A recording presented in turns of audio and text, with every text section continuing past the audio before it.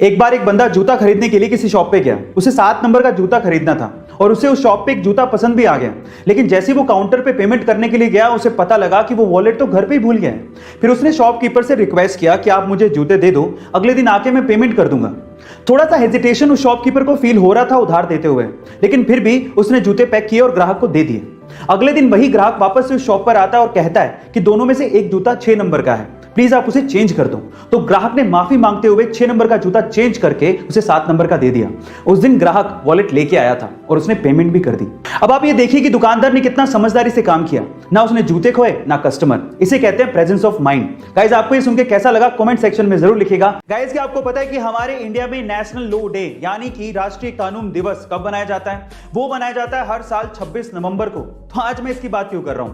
आज मैं इसकी बात इसलिए कर रहा हूं क्योंकि हमारे द्वारा बनाए गए कानूनों में कुछ कानून इतने अजीबोगरीब हैं जिसके बारे में आम जनता को पता तक नहीं है। जैसे कि दी एयरक्राफ्ट एक्ट 1934 के तहत आप बिना पुलिस की परमिशन के या बिना सरकार की परमिशन के गुब्बारे या पतंग नहीं उड़ा सकते। अगर आप ऐसा करते हैं तो यह गैर कानूनी है और इसके तहत आपको 10 लाख रुपए तक का जुर्माना या फिर जेल भी हो सकती है। गाइस, हालांकि यह नियम काफी पुराना है, अंग्रेजों के जमाने में बनाया गया था और इस नियम को खत्म करने की बात भी की जा रही है, लेकिन है तो यह अजीबोगरीब। गाइस, क्या आपको इस नियम के बारे में पता था? चैट सेक्शन में जरूर लिखिएगा। कभी कभार छोटी सी चीज को लेके घरों में पार्टनर्स या फिर पति पत्नी के बीच में झगड़ा शुरू हो जाता है।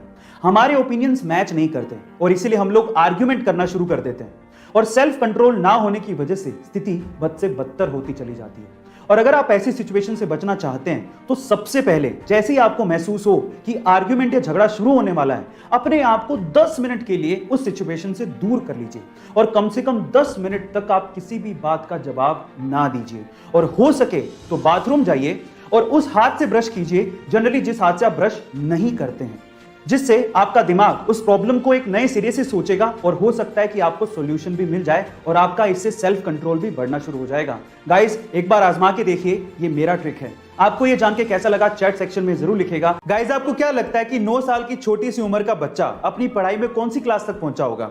मे बी चौथी या 5वीं तक। लेकिन इस दुनिया में एक बच्चा ऐसा भी है जो कि 9 साल की उम्र में ग्रेजुएट होने जा रहा है। जी हाँ गाइस, आप ठीक सुन रहे हैं, और वो भी इलेक्ट्रिकल इंजीनियरिंग जैसे सब्जेक्ट में। उस बच्चे ने 4 साल की उम्र में स्कूल जाना शुरू किया था और अपने 5 साल की स्कूल की पढ़ाई को उसने मात्र 12 महीने में ही खत्म कर दिया था।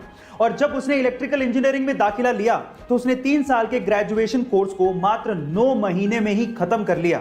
नीदरलैंड के इनहोवर यूनिवर्सिटी ऑफ टेक्नोलॉजी से वो लड़का ग्रेजुएट होकर दुनिया का सबसे यंगेस्ट ग्रेजुएट बनने जा रहा है। इसका आईक्यू लेवल 145 बताया जा रहा है और इसकी तुलना एल्बर्ट आइंस्टाइन और स्टीवन हॉकिंग से की जा रही है। इस बच्चे का नाम है लॉरेंस सिमंस। गाइस, आपको इस बच्चे के बारे में सुन के कैसा लगा चैट सेक्शन में जरूर लिखिएगा। गाइस, क्या आपको पता है कि हमारे समय का एल्बर्ट आइंस्टाइन या फिर आइजैक न्यूटन किसे कहा जाता है? चलिए मैं आपको बताता हूं। वो है एक 9 साल का बच्चा जिसका नाम है सोबरेनो आइजैक बारी। जब ये बच्चा सिर्फ 6 महीने का था तब इसने बोलना शुरू कर दिया था।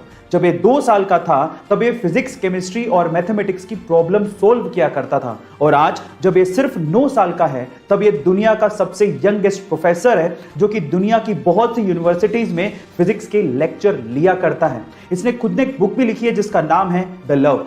इसके नाम में आइजैक सर आइजैक न्यूटन से इंस्पायर्ड है। गाइस, आपको इस बच्चे के बारे में जान के कैसा लगा चैट सेक्शन में जरूर लिखेगा और ऐसे अमेजिंग वीडियोस के लिए शेयर, सब्सक्राइब एंड लाइक। मिलते हैं अगली वीडियो में।